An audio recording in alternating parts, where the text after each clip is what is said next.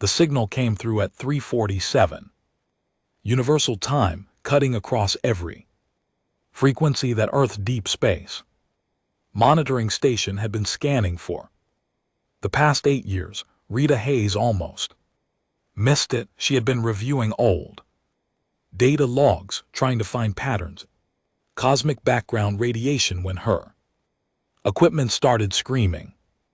Not beeping, screaming. The sound that filled the Antarctic facility was unlike anything she had heard before. It was desperate, raw, and unmistakably alive. Rita's hands flew across her console, isolating the frequency and running it through translation protocols that humanity had barely begun to understand since joining the galactic community. The message resolved itself in fragments. Words appeared on her screen in standard galactic script, then converted to English through systems that still felt like magic to most humans. Anyone please, our children. They're dying. The swarms came 3 cycles ago. We have no weapons, no defense. This is Nalani Colony World. Coordinates attached, if you can hear this. We're dying. The message repeated over and over, the same desperate plea, cycling through the void, hoping anyone would care enough to respond. Rita's supervisor arrived within minutes, then the facility director.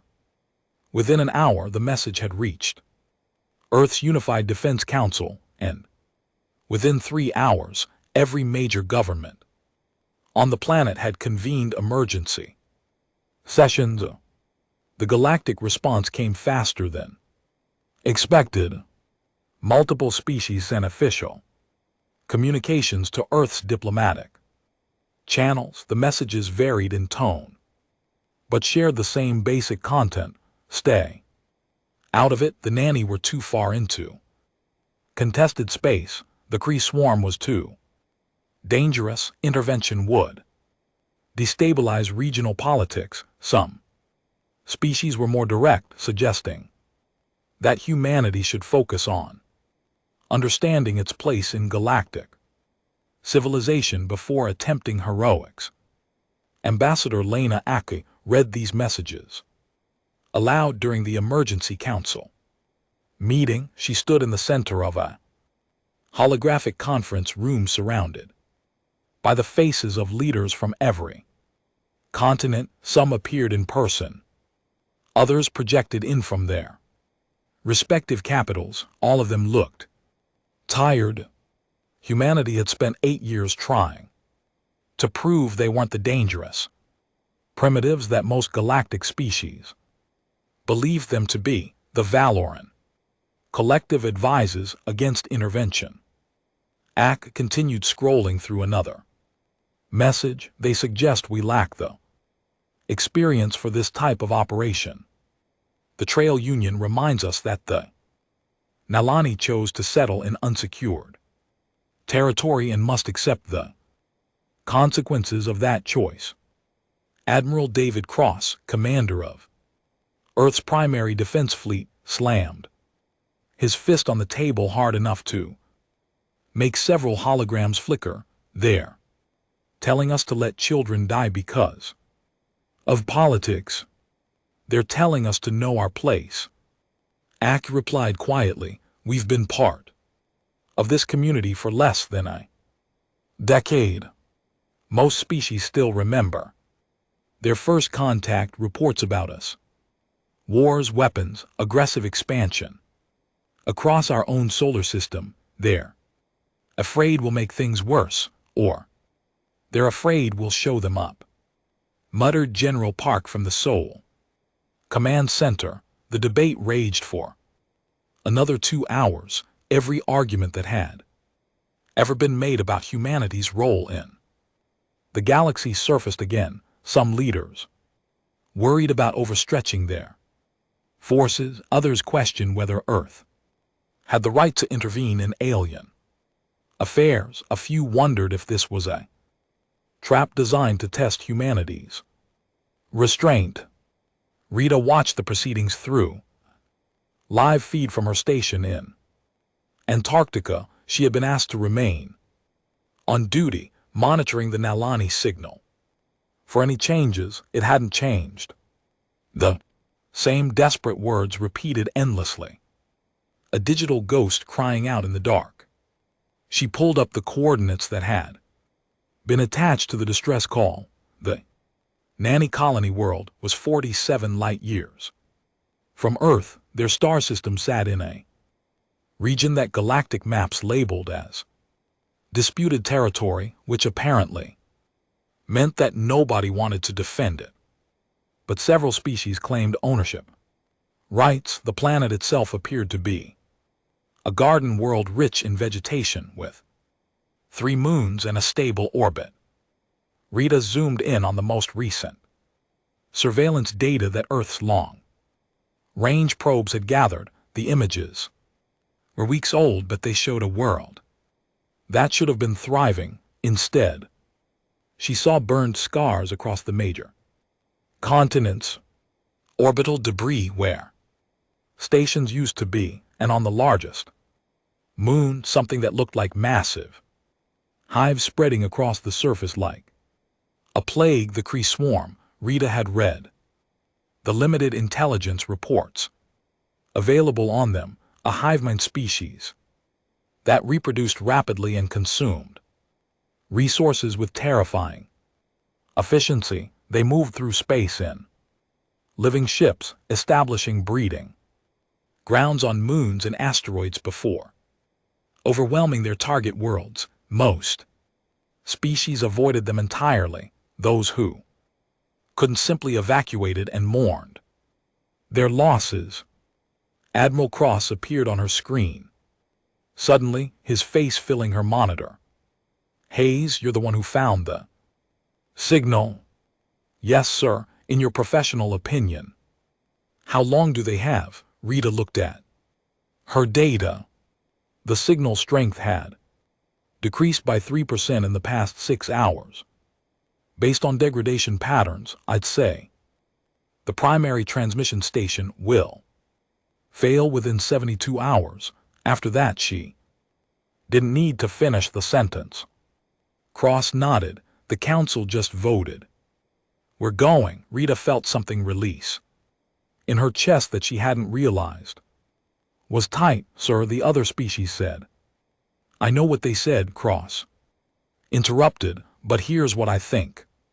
We spent millions of years evolving on a planet that was constantly trying to kill us. We fought ice ages, predators, diseases, and each other. We learned to survive because we had to, and somewhere along the way we learned that the strongest thing we could do was protect those who couldn't protect themselves. The galaxy can think whatever it wants about us. We're going to answer that call. Rita watched as her screen filled with new data, fleet movements, deployment orders, mobilization schedules. Earth's military apparatus was waking up, and it was moving fast. Admiral Cross's face appeared one more time. Keep that signal alive, Hayes. Keep it broadcasting. I want those people to know that someone heard them.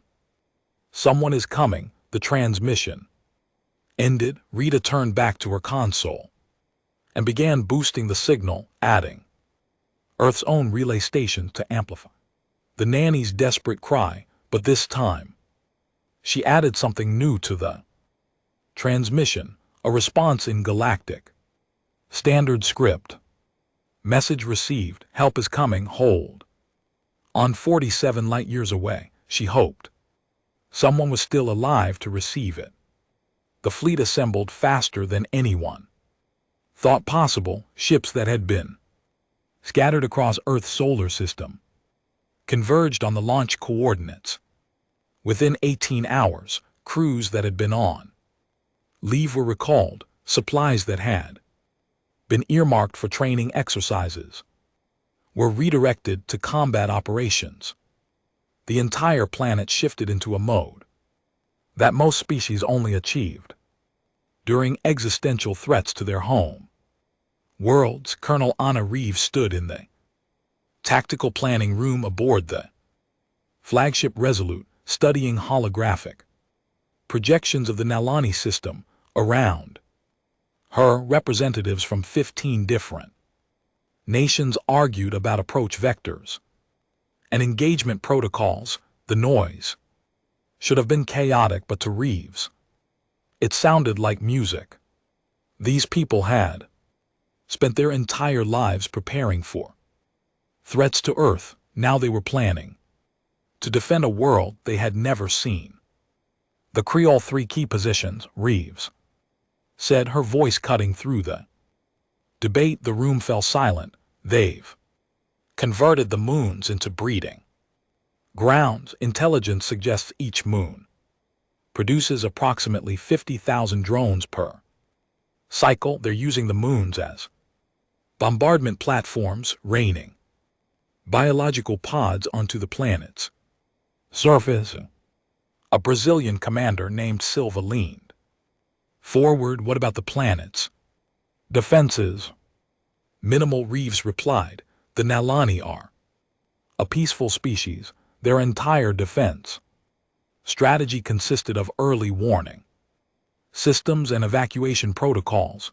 They never expected anyone to actually attack them because the galaxy has rules, added Dr. Yuki Tanaka from her position near the biological analysis station.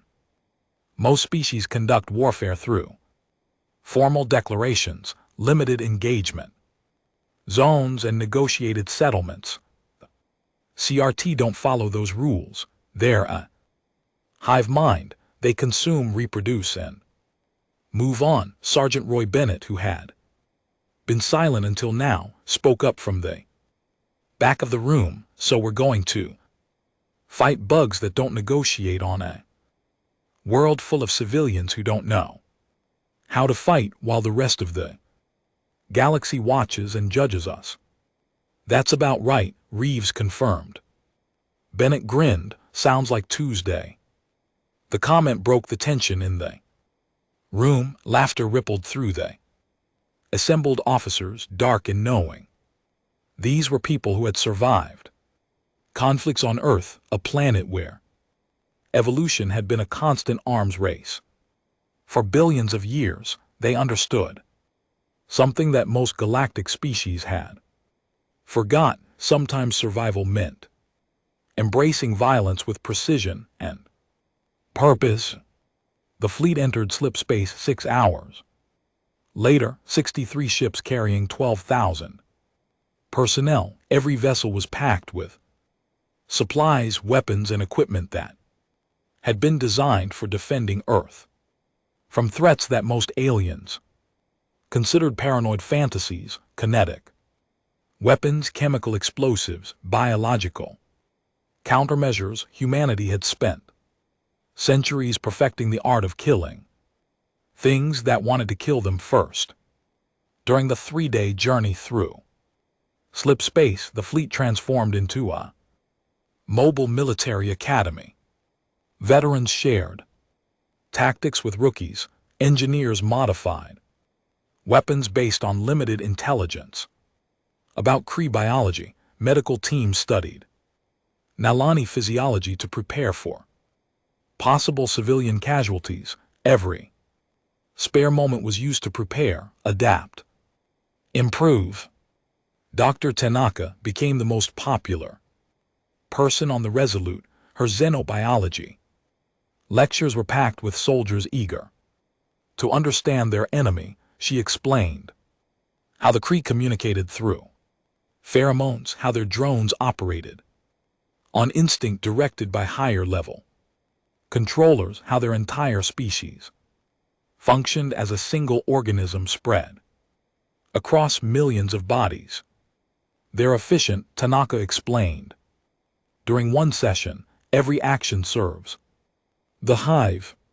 They don't understand concepts like mercy or negotiation because those ideas don't benefit the collective. They see other species as resources to be Harvested, how do you kill something like that? Asked a young pilot named Casey. You disrupt their communication, Tanaka replied, or you eliminate their command structures, remove the higher level controllers, and the drones become confused. They'll still be dangerous, but they'll lose coordination. Captain Omar Bashir, squadron leader for the fleet fighter wings, raised his hand. What if we don't fight them the way they expect? Most species engage in formation, right, organized battle lines, and strategic positions. What if we just didn't? Reeves smiled. Go on. Earth's military history is full of unconventional tactics. Bashir continued. Guerrilla warfare, ambush strategies, psychological operations. The Kree might be a hive mind, but they're still operating on biological programming. Programming can be confused.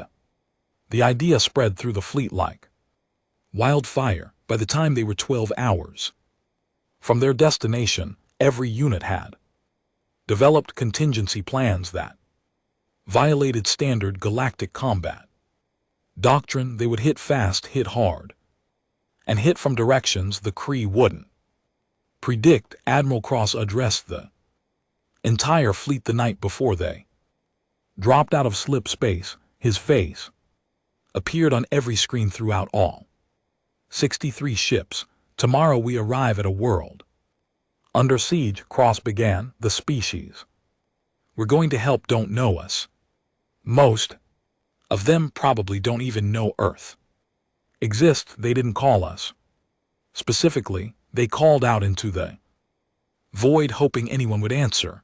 Well, we answered not because we expect gratitude, not because we want territory or resources. We answered because 8 years ago we joined a galactic community that taught us about the universe, and we want to pay that forward. We answered because those distress calls mention children, and any species that protects its children deserves a chance to survive. We answered because it's the right thing to do. He paused, and when he spoke again, his voice was still. The galaxy is watching. They expect us to fail. They expect us to be too aggressive, too reckless, too primitive. They're probably right about the first two, but we're not primitive. We're humans. We evolved on a death world that spent 4 billion years trying to kill us, and we're still here. Tomorrow we show the CF what that means. The transmission ended to absolute silence, followed by a sound that echoed through every corridor of every ship, the sound of 12,000 people preparing for war. Bennett sat in the barracks with his squad, checking equipment for the 10th time. His weapons were clean, his armor was fitted, his medical kit was stocked, everything was ready. Think they'll surrender when they see us coming? Asked one of his soldiers. Bennett shook his head. Kree don't surrender, but that's okay. Neither do we. The fleet dropped out of slip space at 60 Universal Time. The nanny system appeared on their sensors, and every screen filled with the same image. A beautiful garden world wrapped in smoke and fire, 3 moons glowing with bioluminescent hives, and between them an enemy that numbered in the millions.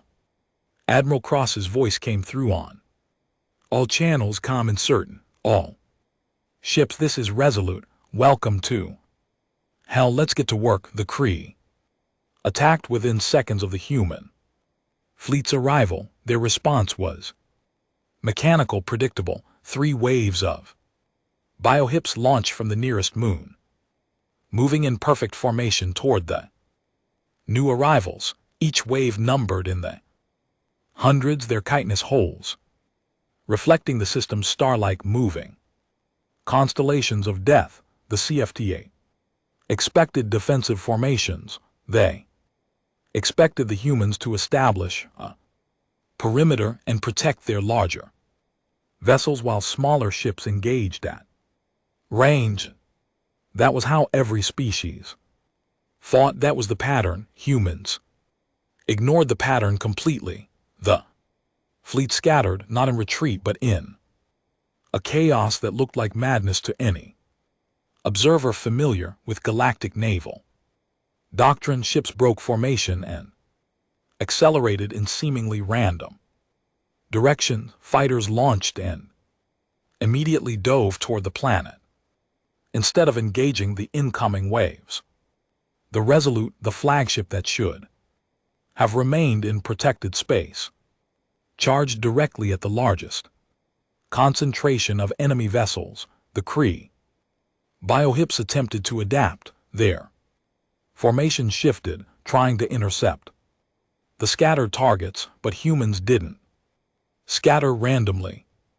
Every ship had a specific target, a specific mission, and they executed with precision that looked like chaos only because nobody else fought this way. Captain Bashir led his fighter squadron through the atmosphere of the nearest moon. The bioluminescent hives covered the surface like infection, pulsing with movement as millions of drones prepared for deployment. His ships skimmed low, weapons blazing, targeting the largest structures. Behind them, explosions bloomed in the strange light of the creating grounds. This is Red Squadron, Bashir reported, his voice steady despite the G-forces he was pulling. We've got their attention.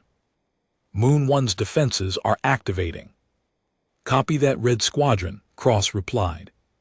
From the Resolute, keep them busy. Ground teams are deploying now. On the planet's surface, Sergeant Bennett's unit hit dirt in the middle of what used to be the Nalani capital city. The drop pods had landed in a rough circle around a massive structure that intelligence identified as a civic center, probably a gathering place or government building. Before the Creed, now it was a tomb. The city was wrong in ways that Bennett's brain struggled to process. Nalani architecture was organic, flowing, designed to work with nature. Rather than dominate it, buildings grew like trees with living walls and gardens, integrated into every structure, or at least they used to. The CF had covered everything in resin-like secretions, turning the beautiful city into a hardened nest. Spread out, Bennett ordered. Look for survivors. Watch for drones. His squad moved through the ruins with weapons ready. They had trained for urban combat on Earth, where every corner could hide an enemy. This was similar but worse. The Kree resin was everywhere, making the ground sticky and uneven. Strange sounds echoed through the converted buildings, clicking, scraping, the sounds of a hive at work. They found the first survivors. 30 minutes into the sweep, a group of Nalani civilians huddled in what remained of an underground shelter. There were maybe 40 of them, including a dozen younglings. The Nalani were tall and slender, with scaled skin that shifted between green and blue depending on the light. Their eyes were large and expressive, currently filled with terror that transformed into confusion when they saw the humans. One of the adults stepped forward, speaking in rapid Nalani. Bennett's translator struggled for a moment before converting the words to English. You're not CF. Who are you? How did you get here? We're humans. We're from Earth, Bennett replied, hoping his translator was working both ways. We received your distress call. We're here to help. The Nalani stared at him. One of them, an adult with deep blue scales, began to laugh. It was a broken sound edging on hysteria. help. The galaxy abandoned us, the Valorans. Said it wasn't worth the resources. Trail said we chose to settle in contested space. Nobody came, nobody was supposed to come. Well, Bennett said, we don't really care what the galaxy thinks. You called for help, we answered. That's how this works. Young barely waist high to the adults. Pushed through the crowd, the child moved toward Bennett with the fearlessness that seemed universal too.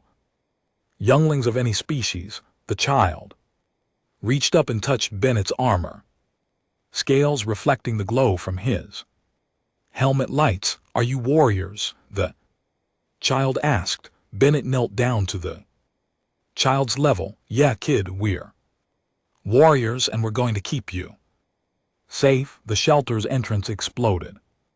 Inward, Kree drones poured through the opening, their mandibles clicking with predatory rhythm. Each drone was the size of a large dog covered in black kitten armor with multiple limbs that could serve as either weapons or locomotion. They moved with unnatural coordination, a small part of a vast intelligence directing their every action. Bennett's squad didn't hesitate. Gunfire filled the shelter, deafening in the enclosed space. The drones fell, but more kept coming. These weren't sophisticated enemies, they were biological weapons programmed to swarm and overwhelm. Get the civilians back, Bennett shouted. Corporal Way, defensive position at the rear exit. Why? The squad's medic grabbed the nearest Nalani adults and started pushing them toward the back of the shelter. The civilians scrambled to obey, grabbing younglings and moving away from the entrance. The Nalani were faster than they looked, which made sense. Herbivores from garden worlds usually were built for running from predators, even if they hadn't seen predators in generations. Bennett's squad formed a firing line, cutting down drones as fast as they appeared. Modern military rifles designed to punch through body armor and synthetic materials absolutely devastated the biological armor of the Kree, but for every drone that fell, two more seemed to take its place. Running low on ammunition, reported one of Bennett's soldiers. Then we go loud, Bennett replied. He pulled a grenade from his belt, armed it, and threw it into the mass of approaching drones. The explosion shook the shelter, and when the smoke cleared, the entrance was blocked by CF corpses and rubble. Silence fell. Bennett counted to 10, then 20. No more drones came.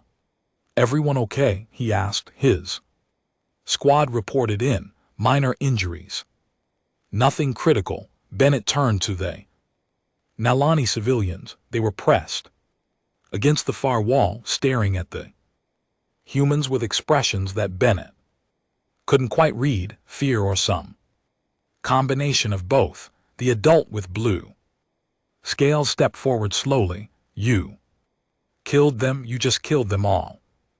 That's the plan, Bennett confirmed. The galaxy told us you were dangerous. The Nalani said quietly. They said humans were aggressive, primitive, that you hadn't evolved past violence. Bennett considered that. They're probably right, but here's the thing. We choose where to aim that violence, and right now we're aiming it at the things trying to kill you and your kids. Nanny looked at the younglings, then back at Bennett. Why? We're nothing to you. Earth is 47 light years from here. What do you gain from this? Bennett thought about the question. He thought about Admiral Cross's speech. He thought about Rita Hayes sitting in Antarctica, the first person to hear the distress call.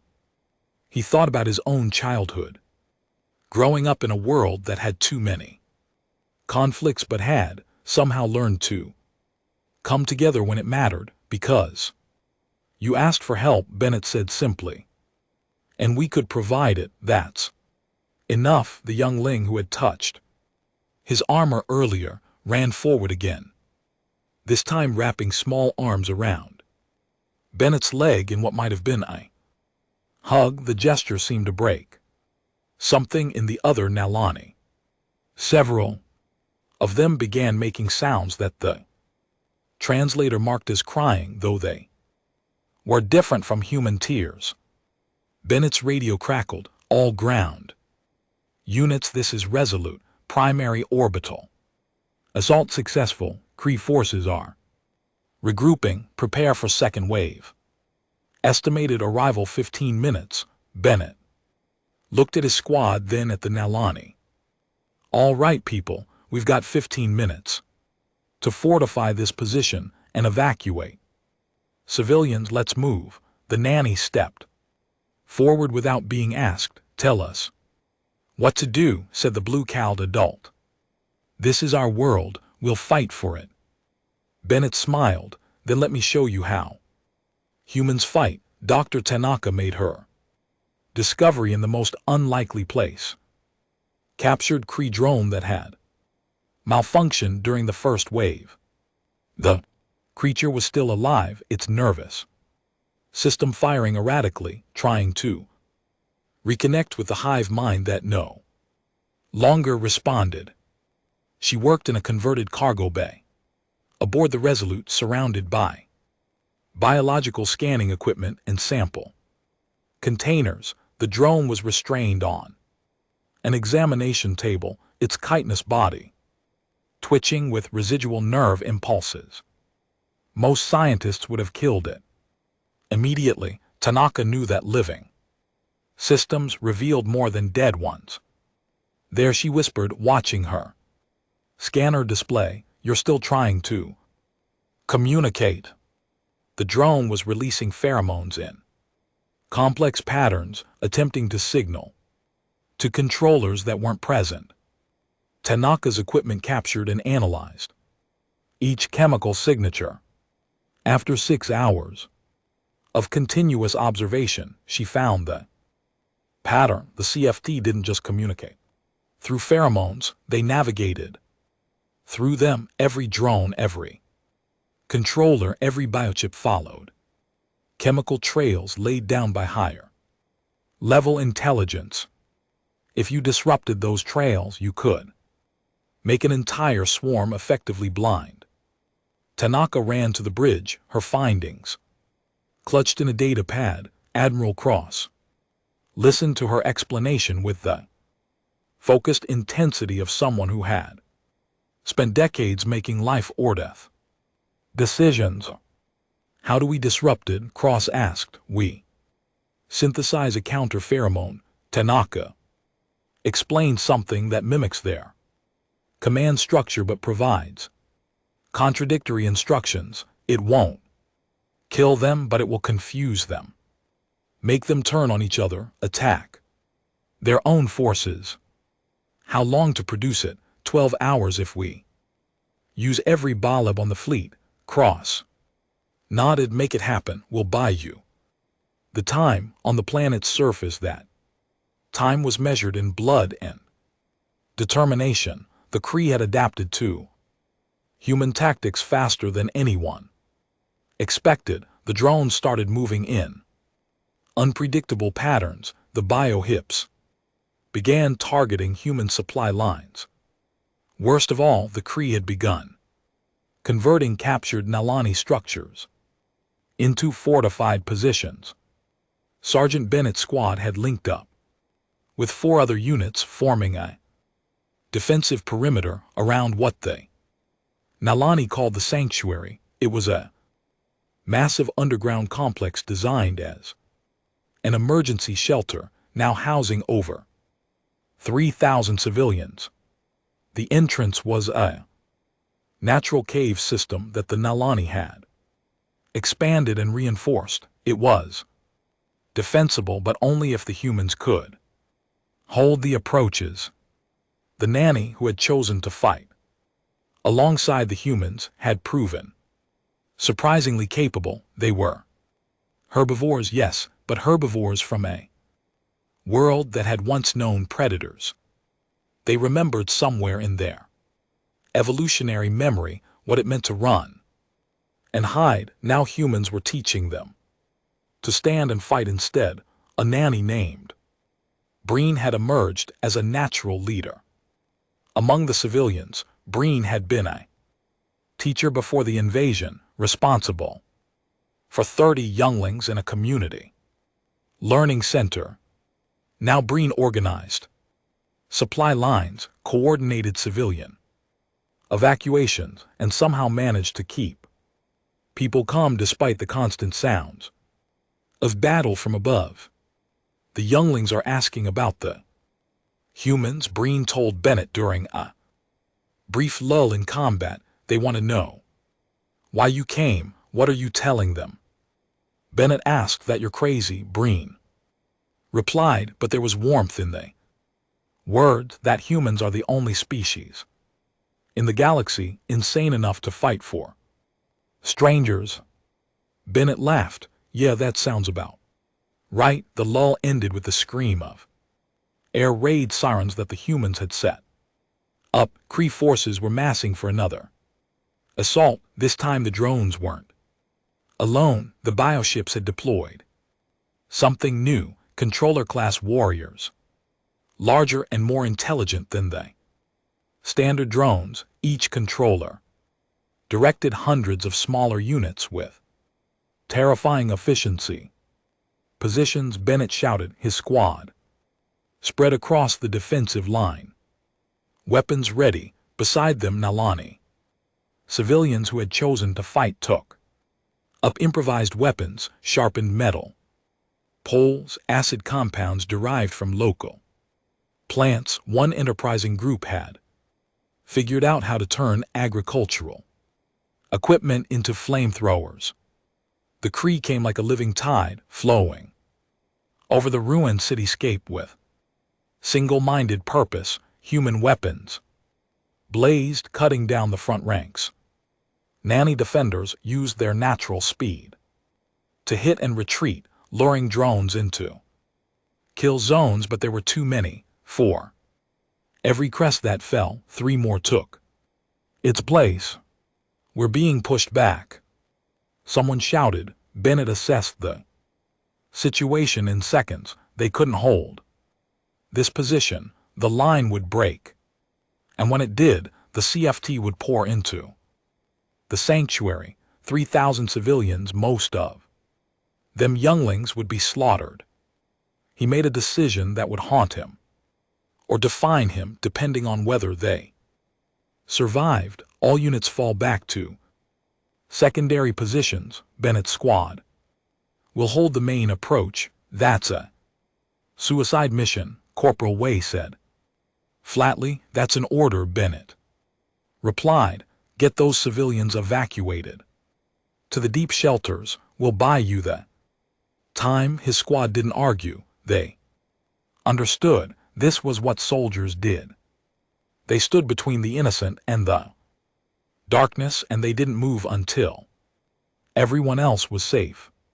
The other units pulled back, covering the civilian evacuation. Bennett's squad of 12 soldiers positioned themselves at the narrowest point of the approach, where the seer would have to funnel through to reach the sanctuary. They had maybe 20 minutes of ammunition, 30 if they were lucky. Breen appeared beside Bennett, holding a sharpened pole. I'm staying.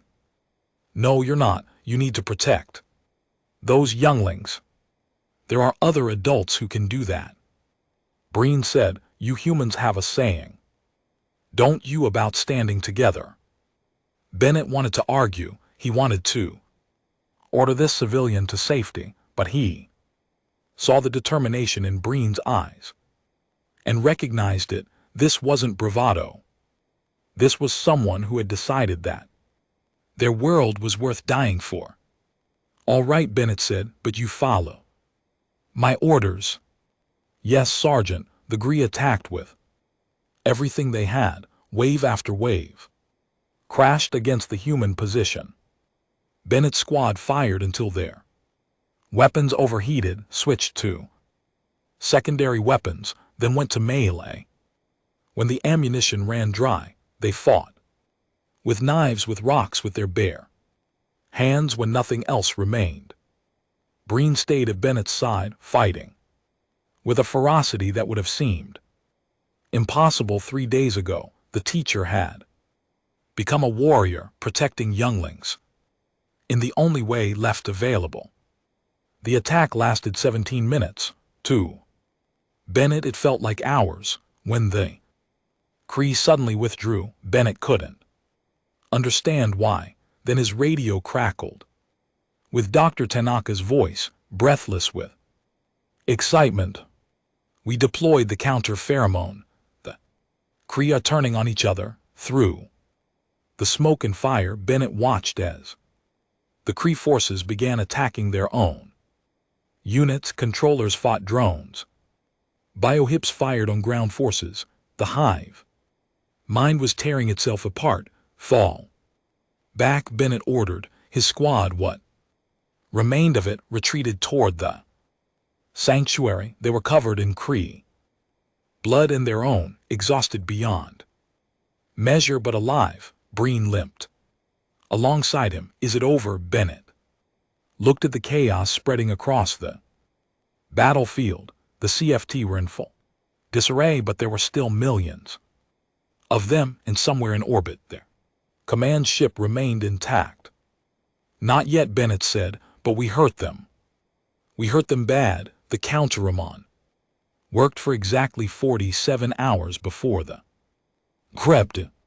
Dr. Tanaka had predicted they would, but she had hoped for more time. The hive mind was learning, evolving its communication protocols to filter out the false signals that humans had introduced. By the time the sun rose on the third day of battle, the CFT were coordinated again, and they were angry. Admiral Cross stood on what remained of the Resolute's bridge. The flagship had taken heavy damage during a biohip assault, and half the systems were running on backup power, but the ship was still flying, still fighting, and that was what mattered. Long-range sensors are picking up something, reported the sensor officer. Multiple massive contacts emerging from slip space at the system's edge. Cross felt ice form in his stomach. How many? 17 capital-class biohips. Each one is 3 times the size of anything we've encountered so far, and there's something else, something bigger, much bigger. The main display updated, showing the incoming vessels. Cross had spent his entire career preparing for threats. He had planned for invasions, for disasters, for existential dangers to Earth itself, but nothing had prepared him for the sheer scale of what was entering the system. The Queen ship was 15 km long, a living vessel that dwarfed every human ship combined. It pulsed with bioluminescent organs, and sensor data showed it was teeming with billions of CRT organisms behind it. The 17 capital ships took up escort positions. They brought their entire hive. Cross said quietly, everything we fought until now was just the advanced force. Colonel Reeves appeared on a screen from the planet's surface. Her face was covered in dust and blood, but her eyes were sharp. Admiral, ground forces are reporting increased CRT activity. They're pulling back from established positions. It looks like they're waiting for something. They're waiting for Mama to arrive, Cross replied. He looked at the display showing their own forces. 63 ships had entered the system. Now 37 remained operational. They had lost over 3,000 personnel. Every ship was running on fumes. Every unit was below strength. They had been fighting continuously for 3 days, and now they faced an enemy force that could wipe them out without effort. Cross's communication officer looked at him, waiting for orders. The young woman's hands were steady, but her eyes asked the question everyone was thinking: do we retreat? Cross thought about the 3,000 Nilani civilians in the sanctuary. He thought about the younglings who had started following human soldiers around, calling them sky warriors in their language. He thought about Breen, the teacher who had become a fighter. He thought about Sergeant Bennett and every soldier on the ground who had volunteered for this mission. He thought about Earth 47 light years away, where Rita Hayes was still monitoring their signals, where billions of humans were watching this battle unfold through delayed transmissions, where humanity's place in the galactic community was being decided by what happened in this system. Send a message to all ships, Cross said. Open channel. Standard galactic frequencies. I want everyone listening to hear this. Communication officer nodded, and Cross began to speak. Attention Kree forces, this is Admiral David Cross of the Earth Defense Fleet. You are attacking a peaceful world that asked for our help. You are killing civilians. You are destroying younglings. We came here to stop you, and that mission hasn't changed. You can leave now, or you can find out why the galaxy calls us Deathworlders. Your choice. The Queen ship's response came immediately. It wasn't words, it was a biological broadcast, a pheromone signal, so strong that it registered on human sensors. When Dr. Tanaka translated it, the message was simple: submit or die. They're not interested in talking. Reeves said. Good, Cross replied. Neither am I. All ships, this is what we're going to do. It's crazy. It's probably going to kill us, but it's the only play we have. He outlined his plan. As he spoke, he watched the faces on his screen shift from despair to disbelief, to a kind of reckless determination that was uniquely human. When he finished, there was silence. Finally, Captain Basher spoke up from his damaged fighter. Admiral, that plan is insane. I know half the fleet won't survive the approach. I know we'll be violating every galactic warfare convention that exists. I know that too. Basher grinned. Then let's do it. The plan was simple in concept, horrifying in execution. The human fleet would split into 3 groups. The first group would engage the capital ships, a frontal assault, drawing their attention and firepower. The second group would scatter and use hit-and-run tactics to confuse the CR coordination. And the third group, led by the Resolute, would do something no sane species had ever attempted. They would ram the Queen ship, not a glancing blow, not a desperation move.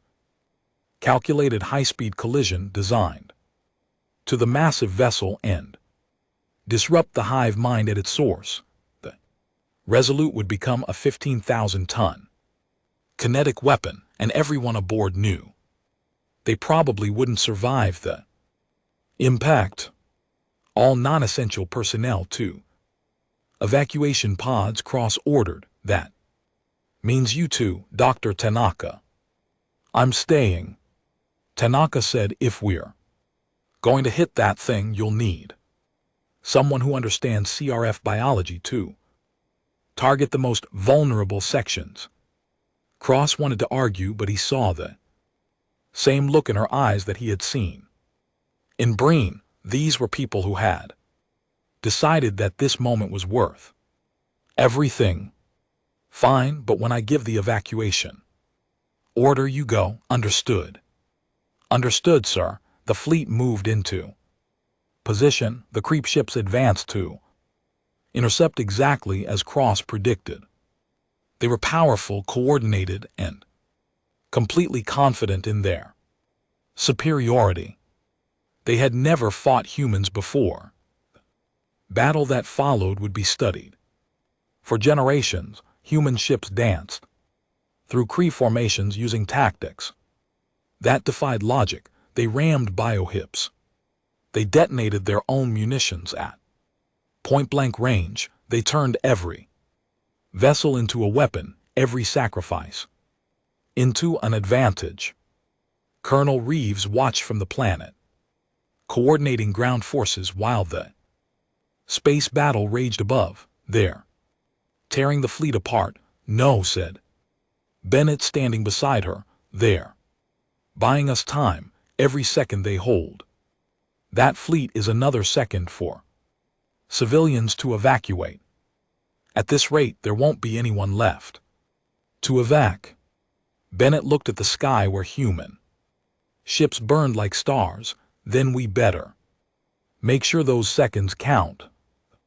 Resolute accelerated toward the Queen ship and Admiral Cross smiled. All hands, he announced. It's been an honor. The Resolute's collision with the Queen ship created a shock wave that registered on sensors across 3-star systems. The flagship struck at 40% light speed, punching through the Queen ship's biological armor and driving deep into its core structure. The impact should have destroyed both vessels instantly. Instead, something unexpected happened. The Resolute's reactor, damaged but still functional, breached inside the Queen ship's primary neural cluster. The resulting explosion didn't just destroy tissue, it severed the hive mind's central control node. Every Kree organism in the system, from the smallest drone to the largest capital ship, suddenly lost coordination. Admiral Cross had evacuated with his crew at the last possible moment. Their escape pods scattered across the system, picked up by surviving human ships and even a few grateful Nalani vessels that had been hiding in the outer planets. Cross watched from a rescue ship as the Kree fleet began to tear itself apart.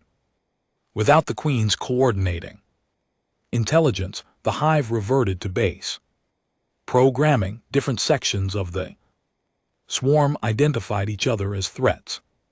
Capital ships fired on their own escorts. Drones attacked controller class warriors. The breeding grounds on the moons began consuming themselves in a feeding frenzy. It's working, Dr. Tanaka said from the medical bay where she was being treated for injuries. The hive mind can't function without the Queen. They're not individuals, they're parts of a whole. And we just killed the brain. On the planet's surface, Sergeant Bennett watched the sky light up with explosions. Kree forces that had been advancing on human positions suddenly stopped, confused, and then turned on each other. Relief was so sudden that several soldiers collapsed from exhaustion. They had been pushing through on pure adrenaline. Breen emerged from the sanctuary, scaled face reflecting the light of dying biohips above. Is it over? Yeah, Bennett said. I think it is. The cleanup took weeks. Human engineers worked alongside Nalani civilians to clear the Kree resin from buildings. Medical teams treated wounded from both species, learning each other's biology through necessity. The remaining human fleet maintained orbital security while damaged ships limped toward repair stations. The galactic community's response came in waves. First was silence, then came observation ships from a dozen species, keeping careful distance but clearly monitoring the situation. Finally, the Galactic Council sent an official delegation. Ambassador Aku met them orbit aboard one of the few human ships still fully operational. The council. Representatives were a mixture of species, all of them looking distinctly uncomfortable. Ambassador Ack began the lead. Representative, a Valoran named Trell. The council has reviewed your actions in this system, and Akka asked calmly, you violated 17 different engagement protocols. You deployed weapons that most species have banned. You risked starting a full-scale war with the Kree Collective, and you did all of this without authorization from any established galactic authority. That's correct. Trell seemed thrown by her directness. You don't deny these violations. Why would I? You asked us to stay out of it. We chose to help anyway. The Nalani are alive because we made that choice. If that violates your protocols, then your protocols need updating. Another representative spoke up. This one at Trell diplomat, you must understand the concern. Humanity has been part of our community for less than a decade. Your species is aggressive, unpredictable, and prone to violence. This action proves that you're not ready for Stop, AI interrupted. I'm going to save us all some time. You're afraid of us.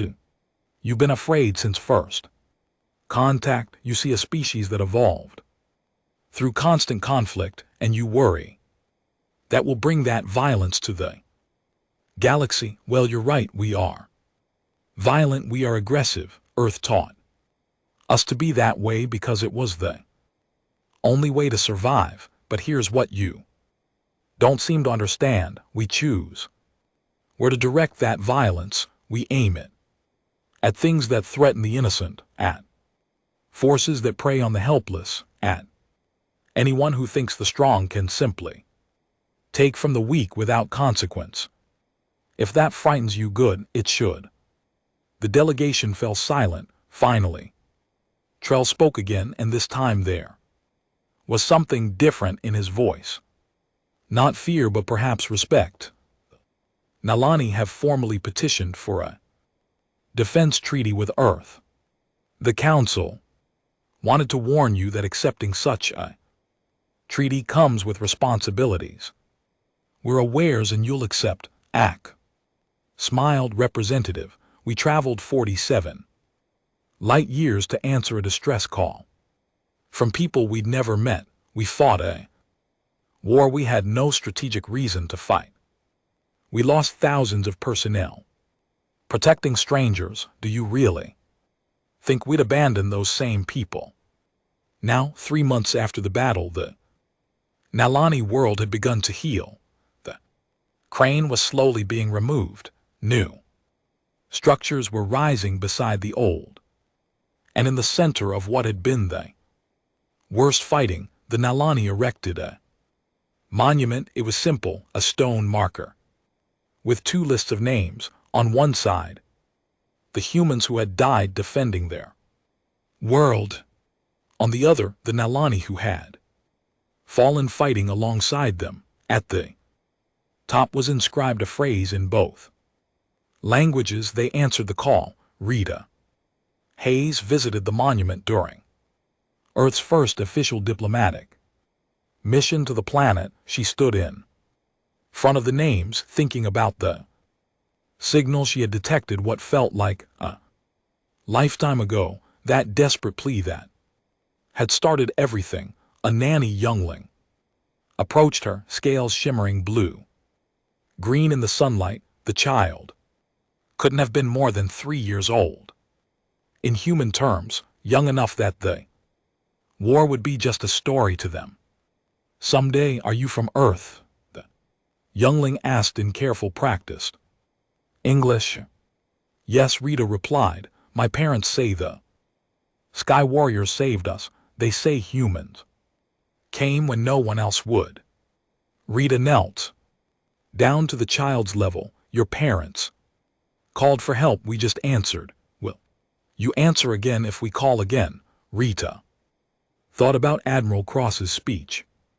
about Sergeant Bennett and Breen, fighting side by side about the Resolute's final flight, about everything humanity had learned about itself during this mission. Yes, she said simply, anytime you call, we'll answer. That's what friends do. The young smiled and ran back to its parents, who were watching from a distance. They approached Rita and bowed in the Nalani gesture of profound respect. Thank you, the parents said, for everything. You're welcome, Rita replied, but really, thank you for giving us the chance to be who we wanted to be. That night, Rita returned to Earth's temporary embassy and filed her report. She included everything: casualty numbers, political implications, resource expenditures. At the end, she added a personal note. The question was never whether we could help, it was whether we would choose to. We made our choice, and in doing so we defined ourselves for the entire galaxy to see. We are not conquerors, we are not warlords, we are protectors, and when anyone calls for help, Earth will answer. The report was forwarded to Earth's Unified Defense Council. It was read by every major government. It was analyzed by military strategists and debated by diplomats, but the most important readers were the billions of humans who saw it as a public document. They saw what their species had done. They saw the cost and the consequence. And overwhelmingly, they agreed this was who they wanted to be. 6 months after the battle, a new distress call reached Earth, this time from a mining colony in a different sector. Before the message even finished transmitting, Fleet Command was mobilizing a response. Rita Hayes sat at her station in Antarctica monitoring the signals. She heard the call for help and she smiled. She knew what was coming. She had helped start this. Humanity had awakened and the galaxy would never be the same. The sleeping giant had risen, and it had chosen to stand guard over those who could not stand alone. And somewhere in the vast darkness of space there were beings who heard that and felt hope for the first time in generations.